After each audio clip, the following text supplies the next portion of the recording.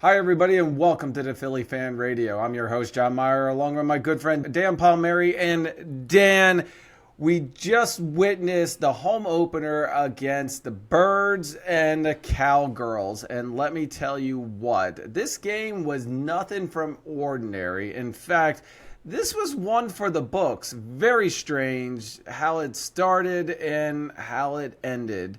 The good news is the Birds won 24-20. Dan, first, I'm going to give you a couple seconds to just voice your opinion on this game. It was, like you said, it was one of the weirdest games that I can remember. I mean, at least from a home opener standpoint. But, I mean, we're going to rant today, but we can't lose sight of the fact that they are 1-0. They did get a win. And despite what we think about Dallas, I mean, Dallas is a pretty good team. They aren't who they were last year. They're probably about, I don't know, like a 9-8 team, something like that. So it is a good win. You try to not look at how bad things were at points because they didn't play in the preseason. But, you know, there are a lot of key areas that we alluded to before the season started that came to bite them in the ass. So hopefully they address these things, and we're kind of going there with blind faith that they will. Dan, you said it. They win. They're 1-0. And I was listening to Rob Ellis all the way home last night. So kind of give everybody a recap of how strange this game was. Is, first of all, people were tailgating in line for like 12 o'clock yesterday. They were ready to go. The gates opened at 1:30. We got down there and lots were pretty packed already, and it looked like people have been there for freaking months camping out. Then you get to the game. Everybody's excited. I mean, it is just completely packed everywhere you go, and then you open the gates. Fast forward, we're there. The opening, Boys to Men, by the way, huge shout out. That was a surprise on it. Then they unveiled the flag. Then it was time for kickoff. 6 seconds into the game, Van Smear gets hurt and Carter gets ejected. And we're going to get into all that in the thing, which is really strange. Then we watch the game. We get all the way to about 5 minutes left, or 4 minutes and 44 seconds. I remember that exactly. Left in the third quarter, and weather delay. 1 hour. Okay, so now everybody goes back to it feels like halftime thing, but they just had a break. Then the game's done. Then you finally get out of there. I got home around 2:30 with my wife. Dan got home around 3:30. We're running on some fumes. We had some sleep. This is a really weird thing, but listening to Rob Ellis along this, people were saying a win is a win. And if you look at it, and I agree, they won, not in the best possible way, and we're going to grade all the everything's, but it was a really strange start to the season. Yeah, overall, I think it's the tale of two games, and whether it be defensive adjustments or, you know, just the weather delay. I mean, once the weather delay hit, I mean, everything was just to a crawl. It felt like it was stagnant. It felt like offense was there. Now, granted, we had the ball to start because Mitchell got the fumble recovery. We'll talk about that. Good old, ex-Eagle Miles Sanders right down there. It was actually perfect timing. It kind of happened in a weird sequence of things. But to really put this in perspective, I think exactly as you said, right after the weather delay, it felt like things were just slow, including the stadium. Yeah, I mean, it's so we kind of talked about it at the game, but if you get a big turnover like that, your instinct, the momentum completely swings, and you go down and score a touchdown there, and you put a 2-possession lead, and game could be over, might be over, whatever. But then you have a weather delay, and pretty much any momentum that you had with that turnover just goes away. It's like a restart of the game. It's first possession, first quarter, or it's literally a restart. Yeah, and I can imagine, I'm not a pro athlete, but I can imagine that you're going hard for everything but to 4:44 in the third quarter. Then you sit for an hour. I know they stretch and everything like that, but I can imagine that it's pretty difficult when you're that sore to just go out there and function 100%. And I think we saw that with, people like Landon Dickerson, whose back flared up. And just some other things that it just looked lethargic. Like I said, whether or not that be the defensive adjustments, whether or not that be, just the weather, it was just a tale of two games. So I'm kind of like in the mode of focusing what happened prior to 444 when I do my evaluations. So my evaluations might be a little different than yours. Well, that's actually interesting you put that out there because some of the key plays from defense happened in the last series. And in fact, there were only, what was it, 2 punts by the Cowgirls, and I think there was like 3 by the Eagles. In fact, nobody punted into the third quarter, which was really crazy. Going on. So everybody, I want to welcome you back to the Philly Fan Radio podcast. We're actually going to be talking not only SpitGate. Sorry, that seems to be the key frame around it. We're going to break that down for a little bit. We're not going to harp on it. I saw some additional reports come out. We're going to give you a rundown of the refs because I'm not really sure what the heck was going on. Offense, defense, special teams. We're going to give the coaches a grade.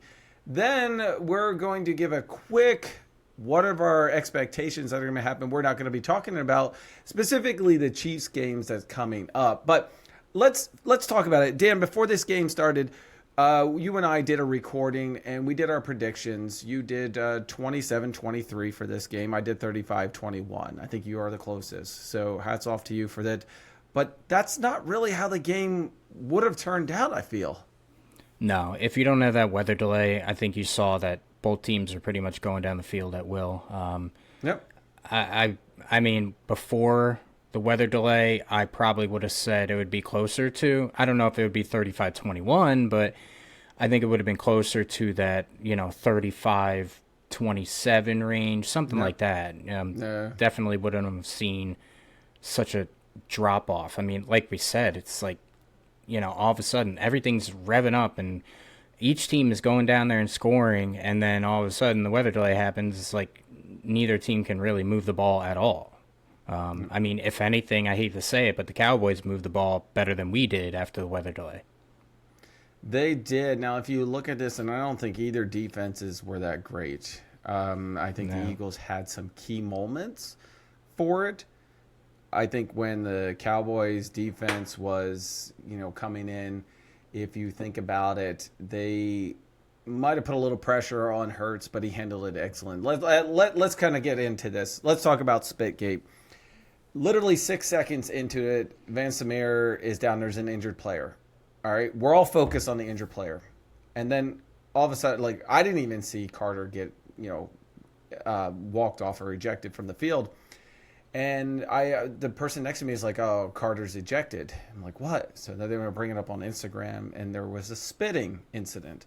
And Carter literally spit onto Dak. Now, I don't condone any of that.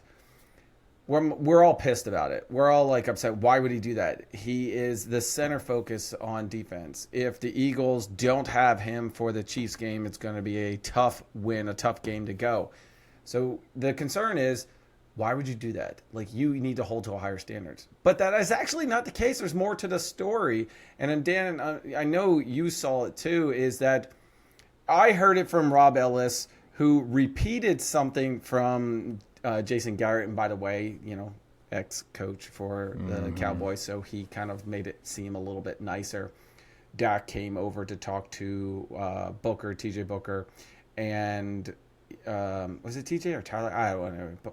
Anyway, he came over to talk to him, and he had to spit. So he spit. Now, watch the video. He literally was looking at Jalen and spit between the 2 Dallas linemen.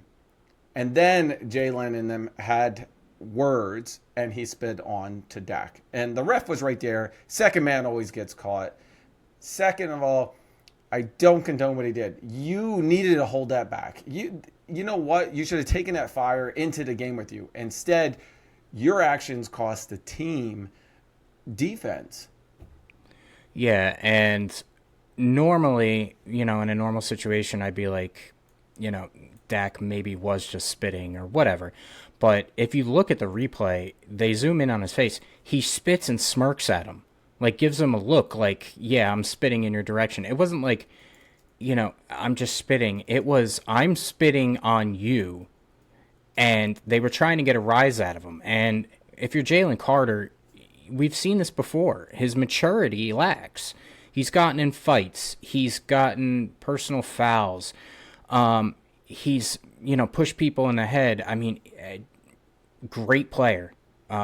Defensive, and we'll go into it, but his loss completely changed the game plan for Dallas, I think. But you can't do it. It's stupid. It's ridiculous. You need to be more mature than that. And, like I said, he has been in fights and stuff like that. And something's got to change. He's got to look at himself and be like, okay, not only am I going to get penalized financially, but I also, put my team in a difficult situation to the point where our team almost lost the game. And I might have been a big reason as to why they almost lost the game. It's ridiculous. The whole situation was ridiculous. They're always going to catch the second guy, like you said. And I think Dak is a POS. I hate him so much. And not just because he's Dallas. I think he's an arrogant bastard. And he has no room to be arrogant. He's not successful. And when you spit like that and then smirk at the person, basically... You saw that too, where he was like, ha, ha, ha. Listen, that's what he was trying to do. Yep. He was trying. They know very well that Jalen Carter has a temper. And they were tried to trigger That's exactly what they did. Mm-hmm. Yeah. That's all they did. And they won. They won that situation. And if you're Jalen Carter, in that, you need to go back into your defensive huddle, and then you need to line up across the guy, and you need to smack him in the mouth. Not obviously smack him in the mouth, but you need to play hard, and you need to hit Dak Prescott so hard, and then look at him and say, this is why you don't spit on me. Yeah, exactly. You take it to the field. And you mentioned it. It affected their game plan. It affected Vic Fangio and what he was doing and planning he had to put in. They probably couldn't sub out as much as they want. The rotation, you probably want to sub out even more often because it's game one and these guys haven't played, or most of them haven't played a single snap yet. So they're still trying to get into the rhythm. I do think it affected the defense. The only good news that came out of this is that we won, right? I mean, if you think about it, if it would have lost, Carter's head would be out there even more. I am full-fledged okay with the NFL assessing a fine to Carter. I am full-fledged of the Eagles assessing something to him for his actions. How he's done it. Detrimental to the team. Don't do that stuff. You need to hold it together. This is not the Cowboys. You don't have a little diva personality that you have to work. Now, if there is anything of talk of a game suspension, the NFL needs to man up, and it needs to go to Dak too for instigating. I mean, if you think about it, how many times do these players get a 15-yard for taunting? What do you think Dak just did? Yeah, and you said the NFL needs to man up. If Dak Prescott's suspended, there's no way. He's not going to get suspended. But I'm just saying, he probably if you're won't even get a fine. Carter, you should do that. If you're going to fine Carter, you should probably look at fining Dak too. Oh, absolutely. Absolutely, you should. And you're absolutely right. But they always catch the second guy. Thank God that cameras were zoomed in on Dak so that they were able to get that view of him instigating it. But at the same time, I'm of the belief, and this is just my thoughts on it, I don't think he's going to get suspended. Last night, I thought he was going to get suspended for sure. Yep. Until I saw the whole thing with Dak.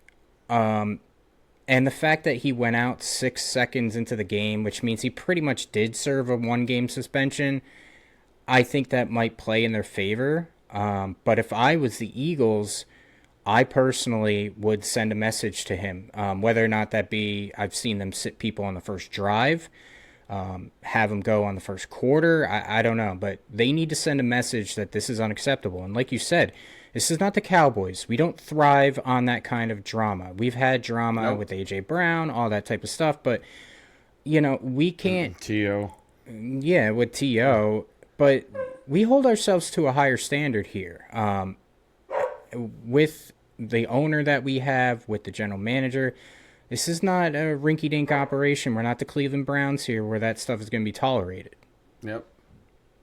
All right, Dan, we spent a lot on here. SpitGate is what it is. I'm sure it's going to be developing a little bit more as soon as the fine comes out. Suspension, you're going to have a lot of people really upset and pointing the fingers. But Jerry Jones gets his way a lot of the times. And in fact, let's talk about it a little bit. It really felt like the refs had it in for the Eagles, or were the Eagles just sloppy? I think it was a mixture of both, but the biggest penalties in the games, I think, were total bull. Roughing the passer, unnecessary roughness, the little taunting thing. The taunting thing is ridiculous, and the taunting thing will wake me up from my little stir here because it's ridiculous. We're not playing, softball out there. This isn't, grab a beer. Aren't these little kids? These are men. Yeah. Let them fucking taunt. That's the game. Get in their head. What do you think they did? Exactly. You're hitting a guy full force. This is a contact sport. This is why, pussies don't play the game. That's part of the game. I know. But the fact is, he didn't stand over him. He didn't do like the Allen Iverson and step over the guy. He slightly walked up to him and flexed. Now, he came close, but he didn't go into his face. He did. There was no physical contact made. The guy wasn't even looking at him when this taunt happened. Unless he goes over there and says something like completely egregiously derogative, like, something racial or whatever, then why? Let the guy talk. Then if it incites a fight or, people get up and push, then you talk about, okay, that's a taunting penalty. But otherwise, you let the guys play. The fact that they're calling that is an absolute bullshit scam. It's ridiculous. And I hope to God that's not indicative of the season because it's bad enough that we're almost at a flag football aspect, but now we're getting into the fact that you can't even talk. I mean, what kind of shit is that? It's ridiculous. We used to play full-fledged and talk about your mama, on a thing. Man, I'm going to hit you so hard, your mama going to feel it. I mean, like, geez, why can't you let them do this? This is ridiculous. We had roughing the passer call on Nolan Smith. I didn't see crap, man. I'm literally a big. When they were pushing Jalen out past the freaking out of bounds, nothing. Not a single flag. And it would happen twice on that.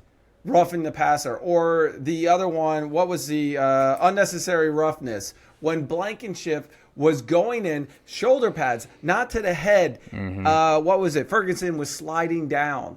That was inadvertent contact because he came down, but he was already in midair.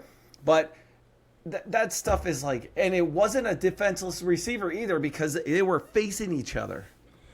And then that's the problem with the NFL is that anytime you see a big hit, they're going to throw a flag, regardless of what happened, because they're so conditioned to say everything is a concussion. You're going to get concussed. You're going to get concussed. I mean, we see it every week where people actually get hit in the chest, their necks whiplash forward, and then they call a penalty, even though the fact is that it wasn't a foul. This is where, and everybody says it'll slow down the game, but you need a camera, you need someone in New York watching that. And if they see the play is actually interpreted the wrong way, like he's sliding into the friggin' guy, what's the guy to do? Just hold up and let him catch the ball? Then you need to phone in to the refs and say, listen, that isn't a call. It's not going to slow down the game. It's going to make it more of a legitimate game so that we don't get these mistakes. It's not two-hand touch. Yeah, I mean, and everything is about human error. I mean, you're seeing a game in 1,000 miles per hour. You're not going to catch everything. You're going to err on the side of caution, and I completely support that. But at the same time, there has to be something that can override that so that you don't affect the outcomes of a game based on human error. We see it every week with the Chiefs' goddamn game. We saw it with last night. I mean, I shouldn't be surprised at this point because it is the NFL. This happens every week.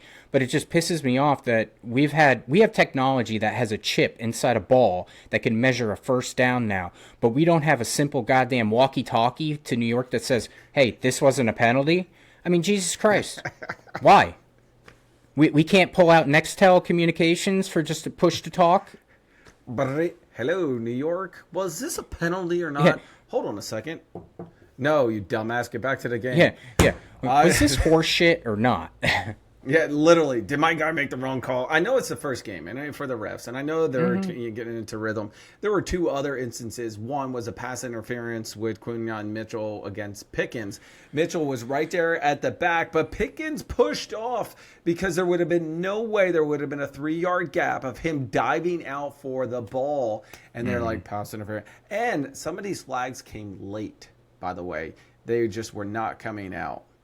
What kills me about that particular call is that the ref that's standing on the sideline, who's watching the play, he's got a close-up view of the play, never throws the flag. It's the guy that's all the way over there on the opposite side of the play that throws the flag. Why? What are you seeing that the guy that's practically in the guy's pocket didn't see? So why are you throwing the flag from across the stadium and this guy who's right next to it not throwing the flag? It was an egregious call. Yes, Jerry. What would you like? Throw the flag. Yeah, sure exactly. Thing, Jerry. Exactly. Hey, I just traded Micah. I'm going to need some credibility back. Can you call that? Yeah, literally. Yeah. And the other one I want to talk about taunting. Did you see Diggs up in Hurts' face after Hurts got that touchdown? He was all up in his all of that. Don't tell me, didn't he get a penalty? Isn't that taunting? No, they're yapping. That's exactly what they do on your so-called taunting stuff. They're yapping at the guy, getting into their head. He's trying to get into Jalen's head. How comes that wasn't thrown?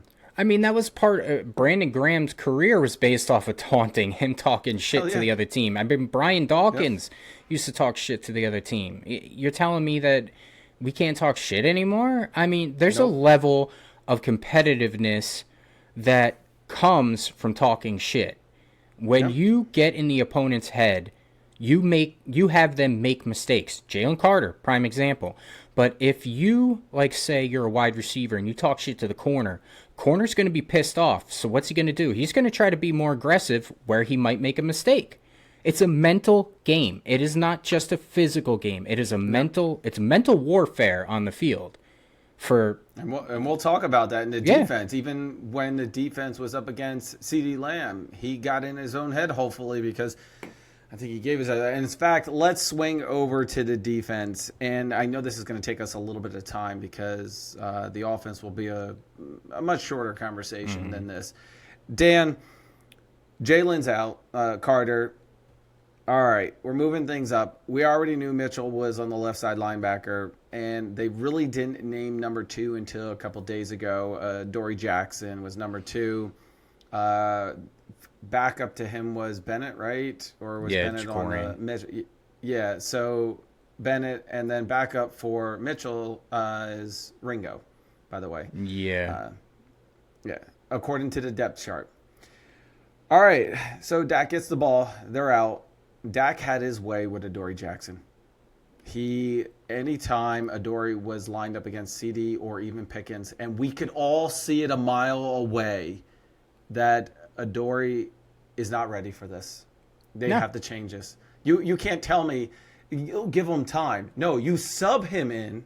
You know they're going to throw when they're going to sub him in, so you give him extra coverage and help, but he is not a number 2 corner. Sorry.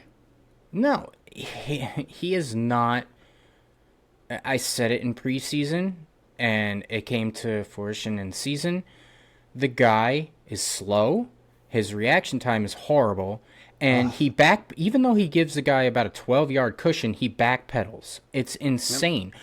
And you know what? Kudos to get to Dallas, because I'd throw at the goddamn guy all day, too. They had Quinyon shadowing Pickens for most of the game to take him away, but then you got in the issue of CD would sometimes line outside. So do you put do you put Cooper on the outside with him, or do you move him inside and put Adoree? They tried to show faith in Adoree that you can cover CD. CD was burning him all night. Comeback route. You're playing 12 yards off. So what's the easiest pass in the world? Quick slant. Yep. All day. Slant. He's in front of him, got him. And in most cases, I don't even know what CD's average yard was, but what CD Lamb must have made over 100 yards in that game because he was totally CD Lamb had his way with Adoree Jackson. No matter what, when he was lined up. Now, that is probably the number one thing that has to change on this defense. I know I saw Sidney Brown go down, but he was good. Adoree Jackson was pulled out for head, but he was cleared. I don't know if that was a good or bad thing. It was.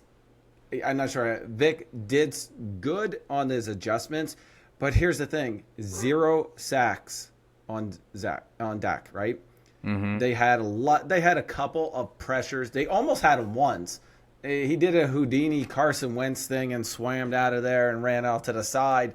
But I can't believe that he didn't get that. But I don't. And he had time in the pocket too. Dak had time to make his decision, which if another second he might have gotten sacked. But he's really quick on the ball. I think he is the fastest to get it out. What is it, like 2.5 to 3 seconds? He's done with the ball. Well, you're going to have a quick release time when your corners are 12 yards off the ball. It's pretty easy. I looked at it. It was about 10, but close enough. Every single time. There was a one play stuck out at me. It was like a 3rd and whatever, I don't know, 8 or something. And didn't you know that CD was lined up against, Adoree Jackson? And I'm like, that's where he's going. We can all see it a mile away. Yep. That's where he's going. Literally. I'm like, wait a second. Do I know the play calling for this game? Yeah, and, we addressed it. So, real quick, I'll go on a positive. I think that we found our second safety, which I was concerned about. I think Nakobe did a really good job. Yes. He flashed a little bit. He showed some range. He came in and made tackles. I think that he's going to be a good player. So, there's that. But we said in the opening, we said it all preseason, there's going to be 2 things that are going to define this defense. Are you going to get a pass rush? And how's your second corner going to look? Both parts were absolutely dreadful last night. And I don't care. Because Carter wasn't there, though, too? So I thought you would say that. And that's fine. He does impact things. But the edge rushers need to win. Nolan Smith, he got a few pressures. I thought Jalix Hunt would be a little bit better than what he was last night. First game, whatever. Josh Uche, we don't have an impact rusher. We need that impact rusher. So that's a concern because the best thing to mask subpar cornerback play is a good pass rush. We don't have that. So we are going to rely more on our corners. Quignon's going to be Quignon. He's Quintana Bay out there. He's going to lock people up. But we cannot rely on Adoree Jackson to cover a guy for 1 second, let alone 5 seconds. So I think you're going to see changes this week, but I'd be a fool to sit here and say Jacorian Bennett is going to be the fix to that second corner. He might be. I liked what I saw in preseason from him. He came in as a sub. He didn't actually play constant all the time. It was when Jackson was out. He was more or less the number 3, corner out there, which I think you should give him a chance and try it out because I can't say he can't do any worse. Yeah, absolutely. He can't do any worse. And you need to figure out what you have because regardless of how early it is in the season, you need to figure out if Jacorian Bennett is your answer to cornerback 2. Unless we're not saying you go all in this year because they are a Super Bowl team. Regardless of how the cornerback 2 plays out, they are a Super Bowl caliber team. But you cannot sit back and not get another corner in a trade if Jacorian Bennett can't play. We've already determined Keely Ringo cannot play in this league. He's done. Adoree Jackson clearly can't play in this league. He's cooked. Goodbye. Jacorian Bennett, he had some flashes. Whether or not he can hold up, I don't know. And my concern is going forward, if you don't have a pass rush, you are going to have teams that are more legit that are going to take advantage of that. You got Patrick Mahomes coming who, if you don't get a pass rush on him, I don't care who the wide receivers are out there, he's going to throw all day. You've got Matthew Stafford, who's got the weapons galore with Devontae Adams, Puka Nakua. You've got Baker Mayfield. How the only way to beat him is you get pressure on him. We have to get pressure on the quarterback unless we're screwed. And we can't mask pressure. We can't bring a blitz because we can't rely on our cornerback, too, to actually stick a man. And that's just the way it is. Excuse me, we interrupt the scheduled broadcast so I can send my daughter some money for dinner. Freaking kids. Football? What's There's that? a football game tonight? Yeah, she's with a friend, and they're going. They have to meet at the school, and then we're going there. It's against Parkland, so. Alrighty, now we're back to our regular scheduled program. Dan, there was one fumble in the game, and before that happened, guess who ran down the field? None other than the ex-Eagle, Miles Sanders. Guess who ran him down? Zach Bond. Do you know the miles per hour that Zach Bond reached in order to get a running back? And he was a top running back, but 20 point something, yeah. Yep. Ran him down and got it. And then that's what actually set up, thank goodness, there was the penalty, and then there was the fumble, and then there was the weather delay. So, Zach Bond, you did what you were paid to do, and thank you so much because you still are playing at the same level as last year. Truly impressive. I mean, the guy, he's a great player. He does everything right. He's around the ball constantly. We both said it that he was priority number one to re-sign. Yep. He was your number one priority for the offseason. They signed him. And thank God, because he really is the anchor to this defense. He was all around the ball when they rushed it. There were times that you saw him drop into coverage like 15 yards downfield, breaking up plays. I thought he was excellent. He was, as we come to expect, as Defensive Player of the Year, who I thought should have been. And Jahad Campbell was, the same way. Yeah. He was around the ball. He played really well. So their linebacker play was the one part of their defense that I truly was really impressed with. And that was the one part that I said coming in that I wasn't concerned about. It's the other parts of the defense that we need to figure out and quick because, we have a few extra days off, but we do have, Kansas City coming up 4:25 next week. I predict if the cornerback situation still continues that Howie's going to do something before the trade deadlines. He's going to have to. He's probably already looking and talking. He's probably like, guys, we got to find somebody who, in there. It's a need. And I don't think we give Adoree Jackson more time to be the starting number 2 quarterback. He needs to come in and sub and prove himself, or that he is. I don't understand what was seen, or if he was the last option between Bennett and Ringo, that we might as well use him. Who knows? But Dan, what do you think? Is Howie going to make a move if we need it? I think honestly, their ears are up. I think that you're going to see Bennett get the shot this week, this coming up week, and if he doesn't perform, if it's more of the same, then you're going to see Howie make a trade. I don't think he's going to make a trade this early, but he's going to be on the phones working it. I don't know what he's going to have to give up. If the pass rush doesn't improve, I actually might be more inclined to say that he's going to get a pass rusher because the Eagles prioritize pass rusher more than they do actual corners. But there's no way in hell that he's going to be satisfied with what he saw, and I'm sure he's not. I'm sure Vic is not. And I just hope that they don't use the whole Jalen Carter being out thing as a crutch. He is a great player. Next man up. I mean, I guess. Exactly. Same thing. They screwed him to start, or he screwed them to start. But yeah, you can't use that as an excuse. If things are going to happen throughout the season, you require the other guys to step up and elevate their play. Quinion, he played the way he was supposed to. Both safeties played the way they were supposed to. Linebackers did. Our second cornerback is a joke right now. And I'm sorry, but you can't take Cooper. I I don't know how you feel, but I keep Cooper in the slot. Not because I don't think he's good enough to cover outside receivers, because I absolutely think he does. But I think the game is played now between the hashes, and you need a guy that can cover the slot. How many years have we been burned by the slot receiver or the tight end over the middle?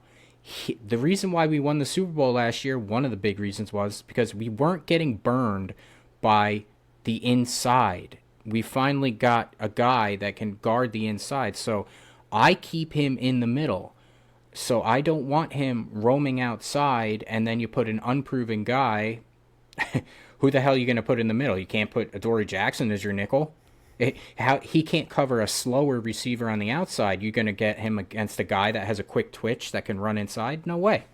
So I keep him in the middle, but I don't know. I personally like Jacorian Bennett. I was beating the drum for him playing. When in the preseason, there were catches that he let up, but he was right there.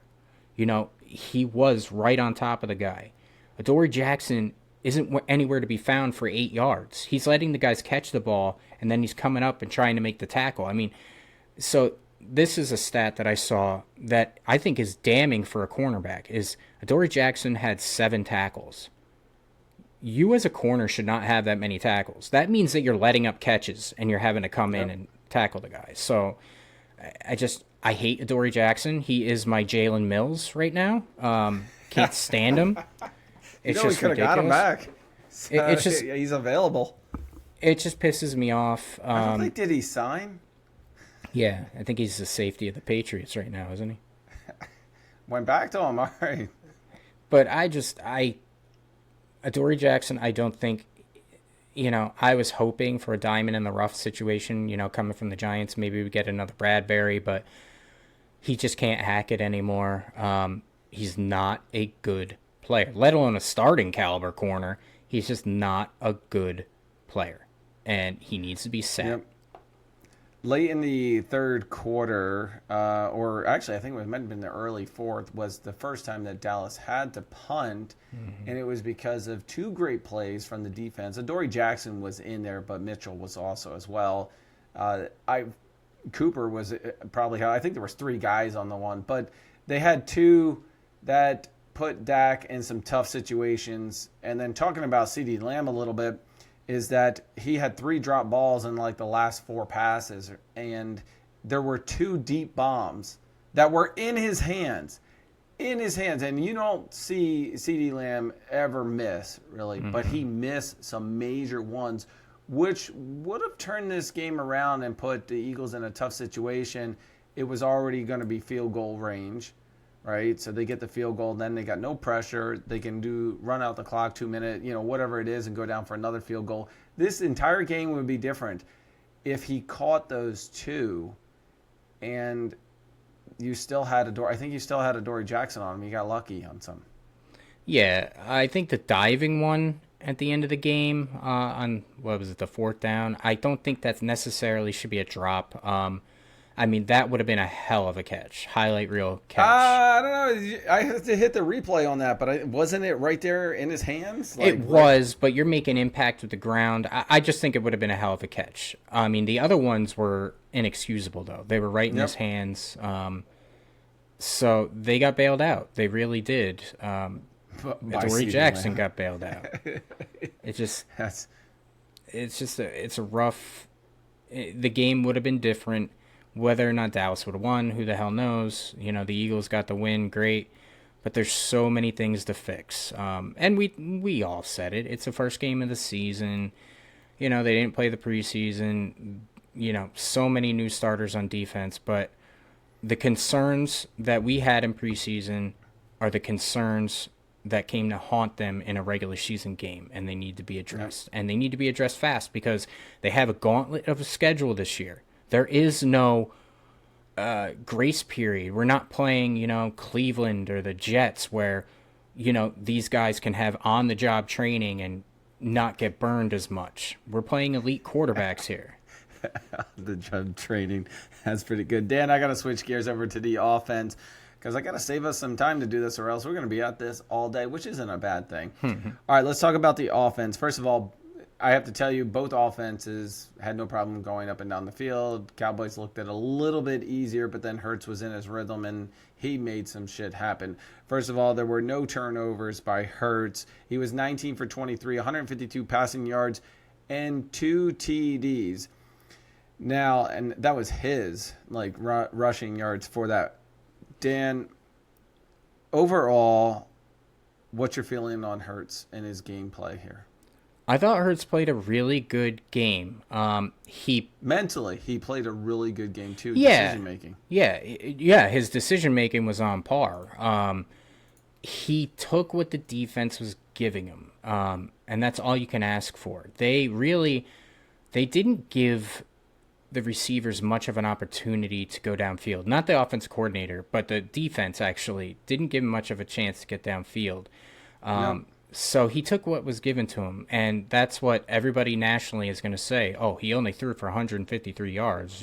That's not a passing attack. Well, they win with the way that they're going. They ran the ball 38 times. They passed it 23. But, again, a lot of those were Hurts scrambles on passing plays. So the numbers are skewed.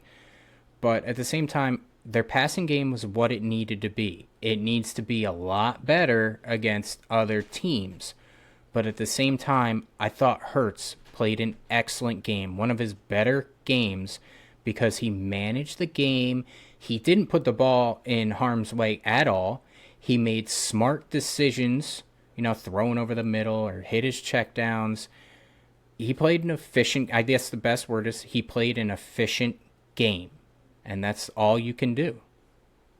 I think the 4, so it was 19 to 23. I think the 4 were him rolling out and throwing the ball away. Smart moves by him. Yeah, to be honest, I think he played a very smart game, decision-making game. He didn't have a lot of time to throw it in the pocket, but I think all his decisions were great. His throws were on par. I mean, this is definitely... It was really nice to see him kind of move efficiently, plan it, kind of like even taking the runs, right? He wasn't planning on running, but he saw the opportunity and he knew what needed to get done to get that first down. His number one target was Goddard. And I think everybody going into the game for fantasy didn't even pick Goddard as a tight end for it because they thought, oh, he's older, he's not going to... But that was his number one target in this game. And I think all around, I mean, everybody wanted to go to AJ and everything. I'm going to bring that up in a couple of seconds. But I think overall, even Hurts said it in the press conference.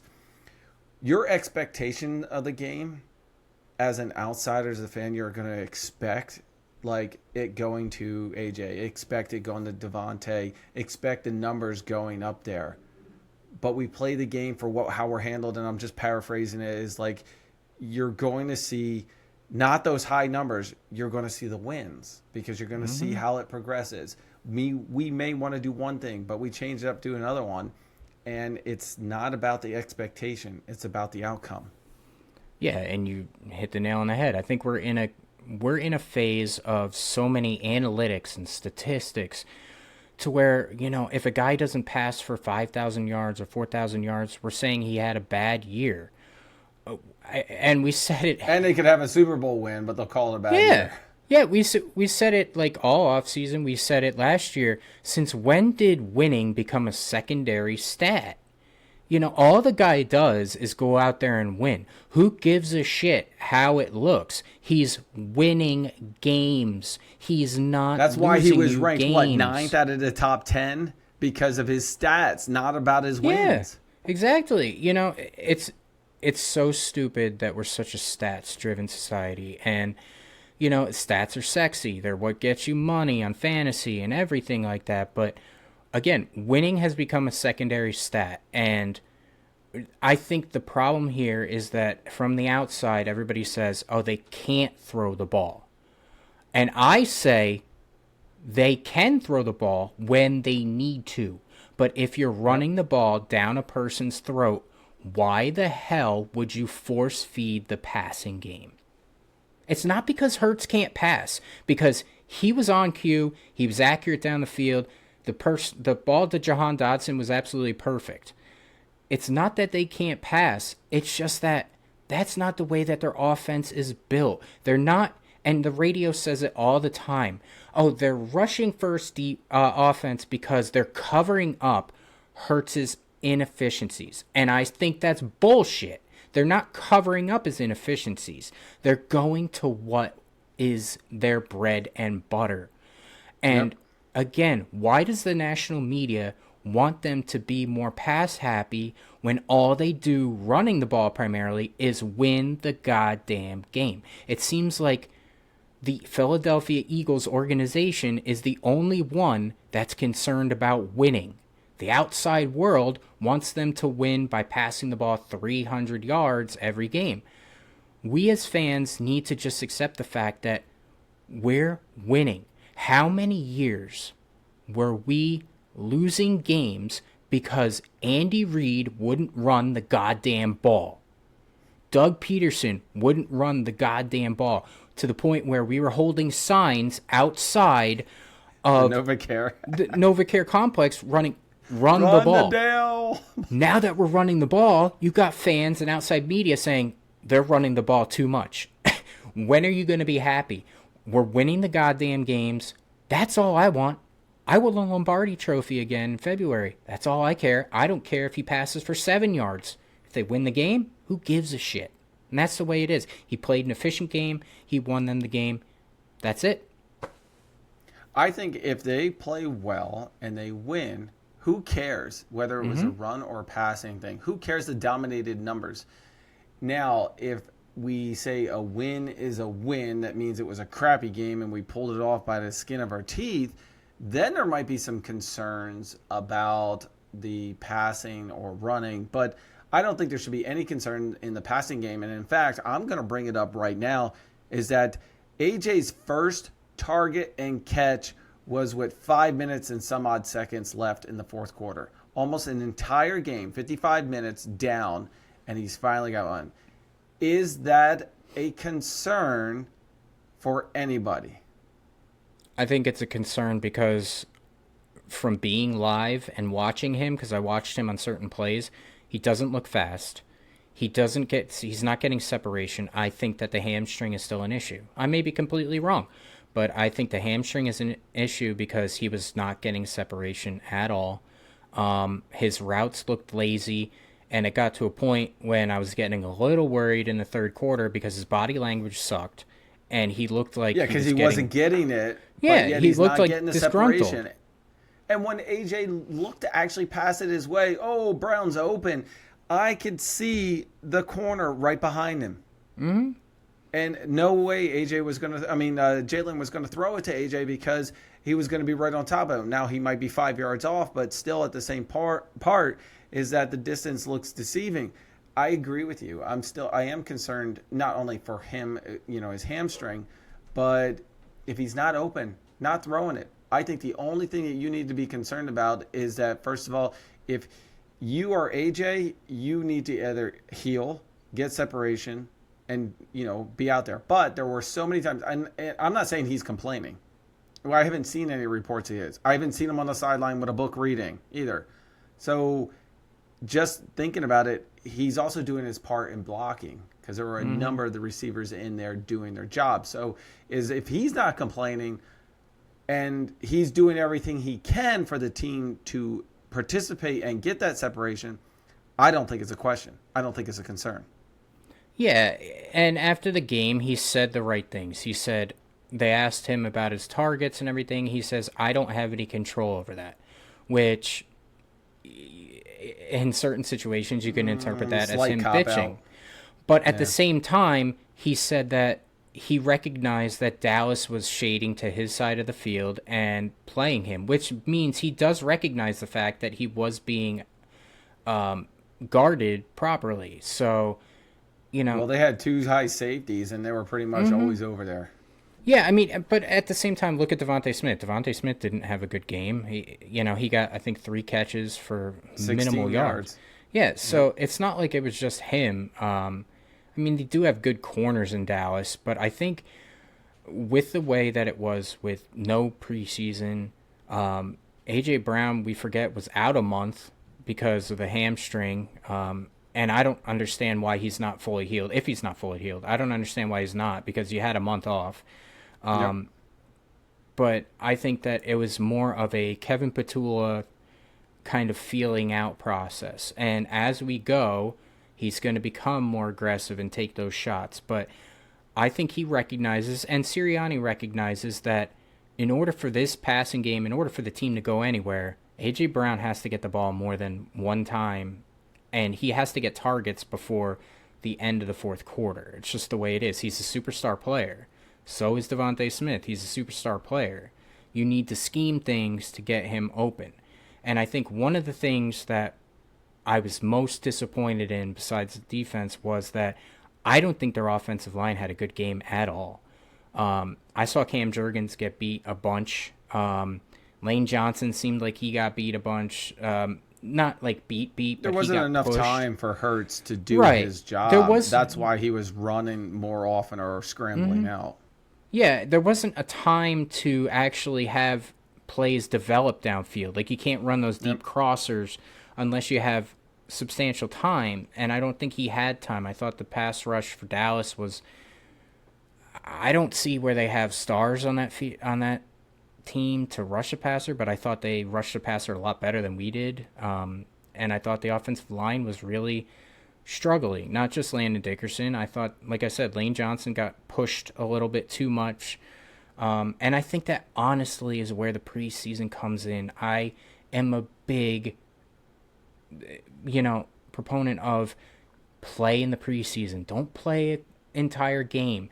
Play a quarter, because you're then going into the first game completely cold, and it's just a completely different thing. At least in the preseason, you could have had that ramping up period. But now you're relying on your team to ramp up during a critical divisional opening game.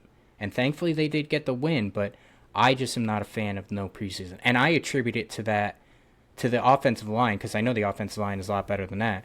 I attribute that to a lack of preseason. I agree. Now, I'm not one for preseason. I mean, 3 games is a lot of games for preseason. I think it used to be 4.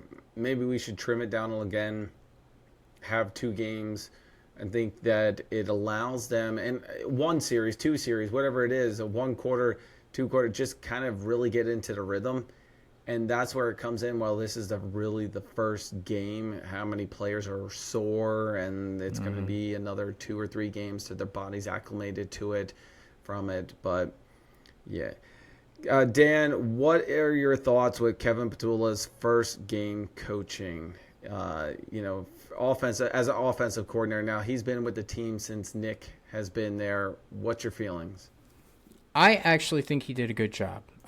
He did some base concepts. I thought the running game was really vanilla. They tried to, but again, the offensive line wasn't really blocking it up that well. Yep. I would like to see them, I think it's going to be an evolving thing. I think we all know that it's going to be an evolving thing. You're calling plays for the first time. So I think there were some good things there. I think overall he did a good job. Not excellent, not like, oh my God, he's the next head coach of everybody, but I think he did a really good job managing the game. He played good situational, he did some good situational calls, and overall, I was very happy with it. Yeah, I think he did good for his first one, and obviously having a quarterback like Hurts definitely helps, right? And having all the offensive weapons around it. All right, everybody, I really appreciate you watching the Philly Fan Radio podcast. And before we close out some things, we're going to do some grading. And in fact, we didn't talk about the special teams yet, but when we give the grade for the special teams, Dan and I are going to give our own little input on what is the positives from the special teams that we saw throughout the games. Okay, Dan, let's do our overall grade. What do you want to do first? Offense, defense? We are going to do the coaches. So let's stick with offense. Offense is good. Offense is the sexy thing. Yeah, exactly. Dan's going to go first on offense. I'm going to go first on defense. Dan, what is your overall grade for them in week 1 against the Cowboys? I'd give it a B. I think that's a solid grade for being the first week of the season, having a new coordinator, all this stuff. They weren't lighting the world on fire, but I'd give them a B. And are you just giving them a B because obviously what are the improvements? Because I would just want to hear, like you mentioned before, right before we actually did this grades, is that the offensive line, it was one of the things, but why B? B to me is a passing grade that shows you need to do improvements. Yep. And I think they executed a game plan, and it seems like they were able to keep that game plan. But again, their offensive line, I didn't think played well. The fact that the outside receivers didn't get the ball much is, brings down their grade. Hurts, I think got like an A minus, but the overall team I think got a B in this situation. The one player we didn't talk about, and in fact, I can't believe I skipped over this, was Saquon Barkley. The running game, 60 yards and a touchdown. Before I go on to my grade, I got to pull us back to it. What were your thoughts on the run game? Overall, Barkley, Shipley, and Dillon. Yeah, I think Barkley looked like Barkley. We didn't really give him those huge gaping holes that we saw all of last year, but I think that he made plays that you don't see any running back make in the league. His cuts, that one stiff arm made the guy look like a one-handed joke. grab, stiff arm. Then there were two amazing things in one play. Yeah, he's a generational talent out there, and I think he played like it. The offensive line needs to block better so that he can get to the second level and make people miss. But when he was given the opportunity to actually make a person miss in the open field, he did a really good job. I think one of the things with the run game, of course we're going to go back to the stats only because it kind of things, 18 for 60 yards, everybody's like, oh my God, that's it. Well, first of all, he also got a touchdown. He made plays and stuff happen. It probably would have been less yardage. And at that point, who cares? Because he's still doing what he's doing. Now, I agree with you, Dan. I think in the offensive line, I hate those. There was probably about 5 or 6 times it was straight up the middle that they didn't go anywhere. Got a yard. Thing. We saw the tush push happen, 2, 3 times? Yeah, 2 times. 2 times. It was like perfect. I mean, got it each time. I'm like, you should just push normally. You get about an average of 3 yards per. But Saquon did what he did and needed to get done. We got the first downs when we needed because of him. I think overall it's great. I'm going to give you my grade. Dan, I can't give them an A. Why can't I give them an A is because I agree with you. I'm going to go with a B+. And the B+ is for me is because the offensive line, if they would have held a little bit longer, there might have been some more passing, more AJ into it, Devontae. You would have seen some things a little bit progressive. If they would have opened up the holes, you would have seen Saquon break free a little as well. The other part of that is I can't say I want to see more passing, but I want to see more running and more. I do give Kevin Petula a good grade for this because there were some scheming going on and they were doing some things. It wasn't plain vanilla. It's going to be a pass run and the RPO is going to be there all the time. They literally had a plan in place. So I'm going with a B+. Yep, I think that's a solid grade. Definitely. All right, let's roll over to defense. Now, I'm not going to base my decision not solely on Jalen Carter getting ejected either because that is only an initial problem of the game and not the overall defensive team. I'm going with a C, maybe a C-. And the biggest thing is that they can literally jump to an A in my mind if they get a solid corner, all right, and a pass rusher. Something. Get in there. The rest of everybody that surrounded it they're good. Wait till Nakobe comes back into the mix. And I think all this definitely has to play, but C- is mine. Yeah, I agree. C, I think I give him a C because a C to me means it's a serviceable defense. but not one that you can rely on week in and week out. Yep. And I think that's with no pass rush, with no cornerback to consistent play. It's a big concern. C is for concern. That's my take. I like that. Well, it can mean a lot of other things. But Dan, let's talk about special teams.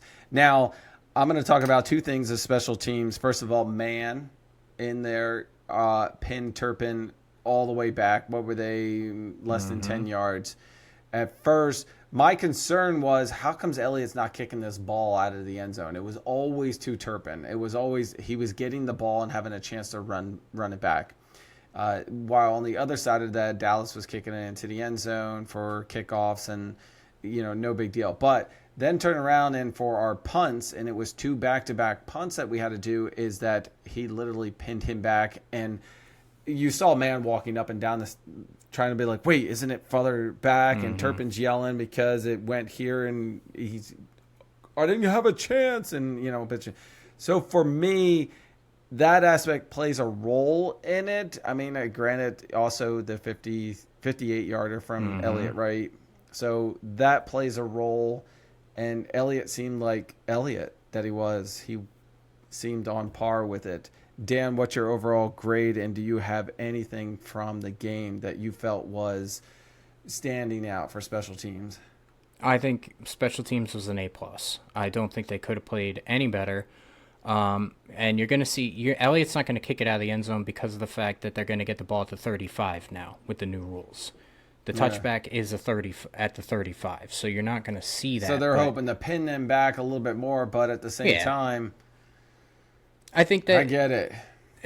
Turpin is one of the best returners in the league, and Braden Mann did a superb job. He was angling the punts, perfectly so that he couldn't return it. So punting, great. Jake Elliott made a 58-yard field goal. It's good to see him get back in the role of making those 50-yard field goals because he struggled last year with that. So that's perfect. I thought their kickoff coverage and their punt coverage was perfect. So I give them an A+.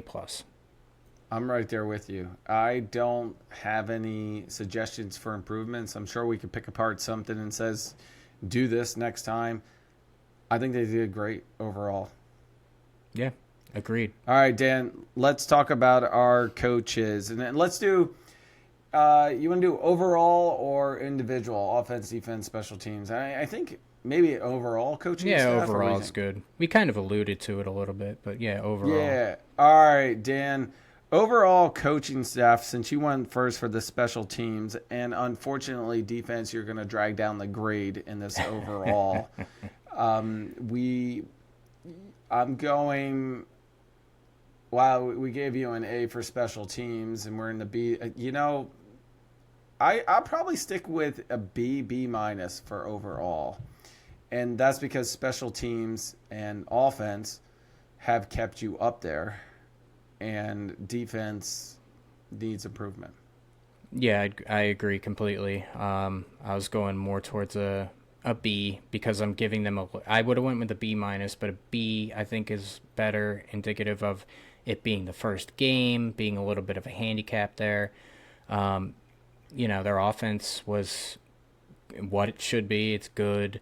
Their defense was what we talked about, but there's only so much coaching can do when you don't have the personnel out there to execute the game plan. So B is good.